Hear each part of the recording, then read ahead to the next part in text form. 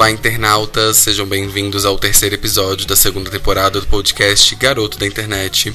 Meu nome é Gabriel Valentim e se você ainda não me segue nas redes sociais, o meu arroba é Garoto da Internet.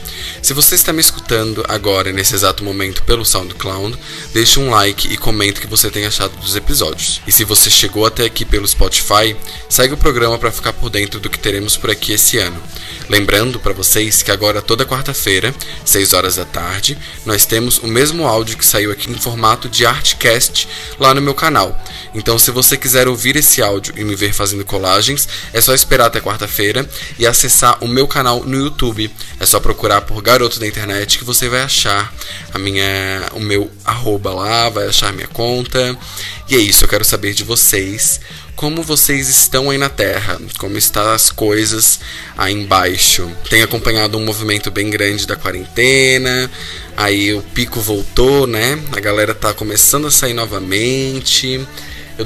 Eu acompanhei uns dados de que a gente no início tava muito assustado, sem necessariamente precisar estar assustado, né? Porque a gente deveria ficar em casa. E hoje, com mais mortes aí, tipo 50 mil mortes, com mais casos nas ruas, a gente tá saindo como se nada fosse nada. Então, é muito a gente se acostuma, né? A gente se acostuma com as coisas.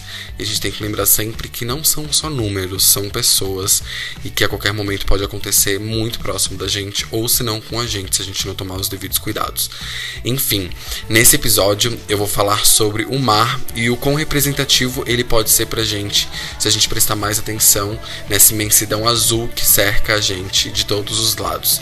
Mas antes eu quero falar sobre a celebração do Dia do Orgulho LGBTQIA+, que foi no dia 28 de junho. E mesmo eu falando bastante sobre a comunidade e sempre dando espaço para isso, o meu conteúdo ele não levanta 100% essa bandeira. Eu acredito sim que isso seja importante e que ao mesmo tempo que seja necessário falar sempre, eu não meio que defino o meu conteúdo dessa forma, porque eu acredito que o nosso caráter ele vem antes da nossa sexualidade ou do nosso gênero. Então a minha construção de indivíduo é muito baseada na identificação, além de rótulos, sabe?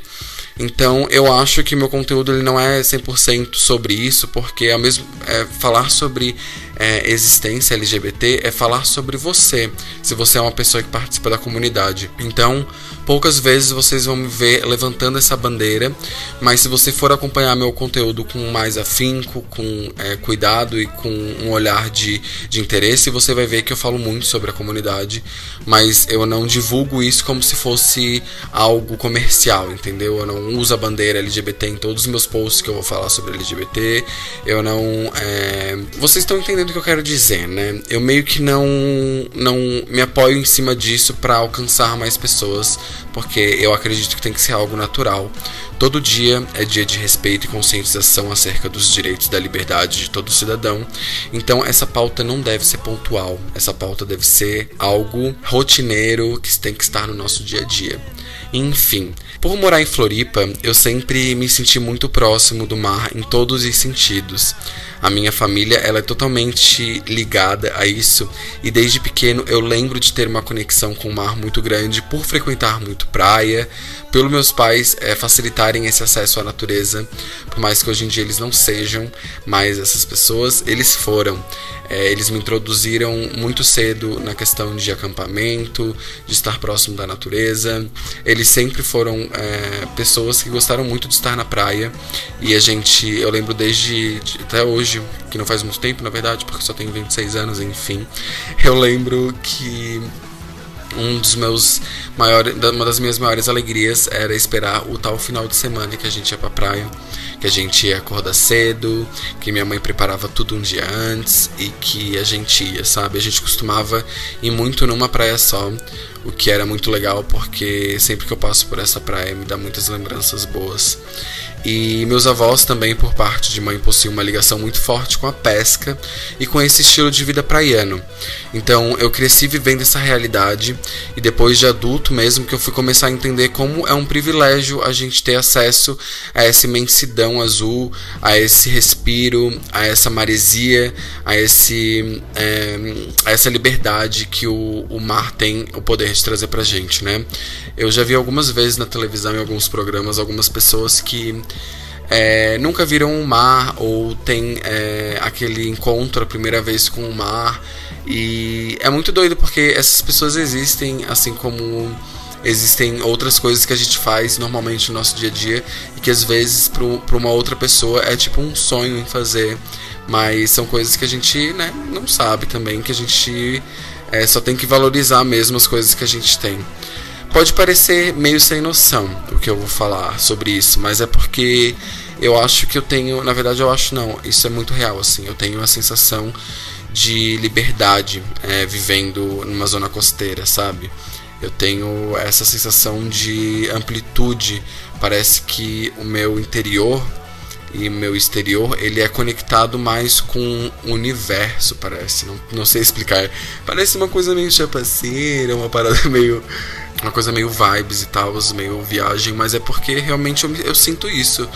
Quando eu viajo pra dentro do Brasil, nas vezes que eu fui, eu sempre me questionei sobre essa amplitude de espaço geográfico, sabe? De tipo, caralho, tem pessoas que moram aqui no meio de tudo isso e o único acesso que ela tem à natureza são os parques, né? Mas olhar algo, essa imensidão horizontal, que é algo que a gente faz muito aqui em Floripa, é algo que faz a gente lembrar o quão insignificante a gente é perto de tudo, sabe? E eu acho que é algo muito legal para ser falado. Todos os filmes com essa temática eu sou apaixonado, em específico As Aventuras de Pi e obviamente Titanic. Uma animação que eu amo demais e que vez ou outra eu assisto também, que eu adoro, é o filme O Espanta-Tubarão. Tem vários filmes aí que a gente assistiu durante a infância, Procurando Nemo, Pequena Sereia, agora eu não vou lembrar de outros, mas tem vários, né? O próprio Bob Esponja. Mas o Espanta-Tubarão, ele tem uma linguagem que eu gosto bastante e ele fala muito sobre coisas que a gente encontra muito na vida adulta, que é a responsabilidade de fazer sucesso na vida, do dinheiro, a questão de a pirâmide de empregado, patrão, mostra muito sobre isso no Espanta-Tubarão e eu acho muito legal. Frequentemente eu leio sobre temas ligados ao mar, ao oceano, e eu sempre me surpreendo com algumas informações que eu acho, então eu decidi trazer algumas informações aqui pra vocês, nada demais, é só porque como o podcast ele é meu, não sei se vocês sabem, mas eu posso trazer o que eu quiser aqui, isso é muito legal, porque toda semana eu posso trazer um pouquinho de uma parte de mim que eu acho interessante mostrar pra vocês. E o mar, assim como o universo como um todo, ele é muito cativante, né, pra gente. E eu sempre leio coisas sobre, eu adoro ver vídeos que falem sobre isso, curiosidades. Às vezes antes de dormir eu fico vendo assim, sabe, tipo 15 coisas sobre o mar que você não sabia, 14 criaturas estranhas que vivem no mar. Então eu gosto muito de saber sobre essas coisas e talvez seja um tipo de conteúdo que eu vá trazer mais aqui, porque eu acho que é uma coisa que eu gosto de consumir, então provavelmente existem outras pessoas que consomem. Provavelmente não, com certeza, né? A gente sabe que 95% do oceano é desconhecido aos olhos humanos, então a gente não faz ideia do tanto de coisa que tem lá embaixo e que a gente apenas não sabe, porque cientistas não chegaram a descobrir tanto assim, né? Por isso que eu acredito muito em sereias. E eu acho que é meio que impossível não existir sereias. Eu já falei nisso num episódio. Não lembro qual foi o episódio exatamente. Mas eu falei sobre... Eu acho que existe algum peixe meio humanoide, assim. Eu acredito até que tenha um formato de braços, mas seja meio escamoso. Eu acho que deve existir, sim. Porque como a gente não conhece, né, cara? Pensa um peixe que ele é bem, tipo, estranho, assim, comprido, do tamanho de um ser humano. E daí ele tem, tipo, uns fios na cabeça que pode parecer cabelo. O rosto dele não é definido, ele tem um olho em cada lado, assim, tipo... sabe? E os braços, eles são barbatanas, então, querendo ou não, existe, eu acho. Deve existir, sim. A gente, fazendo essa pesquisa, eu vi que a idade da Terra é de 4,54 milhões de anos. E no meio de tudo isso, nós já passamos por 5 grandes extinções em massa. A Terra, né? E quando eu digo que aconteceu essas extinções, é que em 5 momentos a Terra passou por mudanças tão drásticas que acabou com tudo que tinha nela e tudo começou do zero. Isso é muito bizarro, porque a gente só ouve falar sobre o Big Bang. Não, na verdade a gente só ouve falar sobre a extinção que houve quando os dinossauros deixaram de existir, mas existiram outros tipos de extinções em massa, na verdade mais 4, né? Que se você pesquisar você vai encontrar muita coisa legal sobre. Se você gosta, na verdade, de saber sobre esses babados, sobre o planeta que a gente vive, é legal você dar uma olhada num livro que eu tô lendo, eu não terminei de ler ainda, mas ele se chama História Universal Freak. E ele é um livro muito gostoso de ler, é muito divertido porque traz uns fatos curiosos, engraçados, e eu sempre anoto coisas que eu acho relevante um dia eu voltar no livro e ler, então eu anoto em azul. O Marcelo, ele também tá lendo esse livro, ele anota em marca-texto roxo, então a gente costuma fazer assim, né? Eu acho que seria muito legal, por exemplo, daqui a um tempo os nossos afilhados, nossos netos, nossos filhos pegarem esses livros e ver as marcações de cada um, assim, são coisas que eu acho interessante. Não sei se vocês sabem, mas estudos comprovam que a vida começou no mar. Então, uma grande parte do verde que a gente vê hoje fora do oceano é proveniente de algas marinhas que foram saindo aos poucos dos mares. Inclusive, é do mar que vem a maior parte do nosso oxigênio. Eu fiz uma pesquisa aqui também. Todos esses dados é uma pesquisa que eu fiz, então, em sites confiáveis, obviamente. As árvores, elas dão 45% do oxigênio pra gente, e as algas, elas dão 55%. Então a gente recebe bastante coisa do mar, né? Junto com isso, eu li uma pesquisa que fala sobre como essa pandemia, ao mesmo tempo que está trazendo muito respiro ambiental, né, para os locais onde não está tendo muito turismo e tal, acredita-se que o uso de máscaras e luvas pode trazer um número disparado na poluição dos oceanos. Então é algo bem pra gente se pensar sobre. Eu reuni então algumas coisas doidas sobre o mar pra gente se sentir bem pequeno e insignificante perto dessa imensidão que a gente acha que é azul, mas no final das contas não é. Eu li sobre isso também, sobre a coloração do mar, que é a incidência da luz do sol no mar que faz ele ser azul, mas na verdade ele não é azul. É muito doido isso, né? Uma primeira curiosidade bem interessante é sobre uns cabos submarinos que fazem conexão submersas nos oceanos. Esses cabos, eles são basicamente os cabos que levam a internet de um continente para o outro. E a internet que a gente usa hoje só é possível graças a centenas de cabos submarinos que permitem o tráfego de dados de um continente para o outro. Os cabos submarinos têm uma série de vantagens em relação aos satélites. Por exemplo, chuvas muito fortes e furacões, todas essas paradas climáticas, eles não conseguem afetar o sinal dos cabos, por exemplo. E o tráfego de dados é de 1000 vezes maior do que o do satélite. No Brasil, existem 6 cabos submarinos em funcionamento, e as estimativas apontam que os cabos submarinos exigem mais de 50 reparos por ano. Cara, se a gente for parar para pensar, são cabos super grossos que ligam um continente no outro pelo mar. Essas coisas eu não fazia a mínima ideia antes de pesquisar sobre. Então, a gente não utiliza só a internet via satélite, a gente utiliza esse cabo que, cara, passa por debaixo do oceano, cruza continentes. Vocês faziam ideia disso? Porque eu tenho certeza que não. E, às vezes esses cabos eles são quebrados por diversos motivos. Um deles é ataque de tubarões, que é muito doido, né? Terremoto, e a pressão da água também pode fazer com que eles se rompam.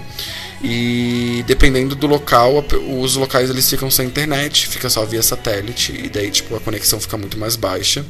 Apesar de tudo isso, a maior ameaça hoje desses cabos é por causa das âncoras e dos navios, O que pode fazer com que eles arrebentem, né, facilmente são os navios e as âncoras. Mas os cabos, eles têm uma vida útil de até 25 anos, o que é muito legal também. Tem vídeos no YouTube que mostram como são colocados esses cabos no mar, tem vídeo que mostra abrindo esses cabos, e é bem legal, se você se interessa, você pesquisar sobre.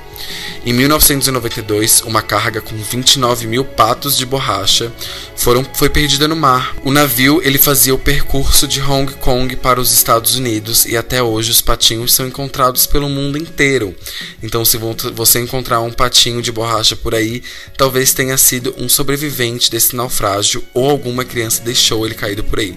Provavelmente, se a gente encontrar o patinho, ele vai estar bem zoado já, né? Porque isso foi em 1992. Tem outra coisa muito interessante sobre o mar também, que foi conhecido como Verão da Lata. A minha mãe já falou sobre isso. Ela disse que, segundo ela chegou a encontrar uma dessas latas próximo da região onde ela morava. E eu vou falar para vocês um pouco sobre. É que em agosto de 1987, a Polícia Federal recebeu uma informação de órgãos internacionais falando que um navio que se aproximava da costa brasileira estaria carregando toneladas de maconha dentro de latas de metal. Então, uma grande força-tarefa foi montada para interceptar essa droga. Mas apesar de todo o esforço conjunto das autoridades civis e dos militares, tudo que encontraram nas embarcações foi um porão vazio. Frustrados, os policiais brasileiros se perguntavam como 22 toneladas de maconha poderiam ter desaparecido. A resposta não demorou muito a vir à tona. Poucos dias depois, centenas de latas amanheceram nas areias do litoral paulista e de todo o Brasil, dando início ao Verão da Lata. É outra coisa muito legal também para se pesquisar, se você acha isso interessante. Muita gente começou a encontrar latas na praia e quando as pessoas abriam tinham maconha. Provavelmente a maconha era de boa qualidade porque fez muito sucesso na época. Outra coisa que eu achei pesquisando que eu achei legal, tem um ponto no meio do Oceano Pacífico que é o local onde fica mais distante da terra firme de todo o planeta.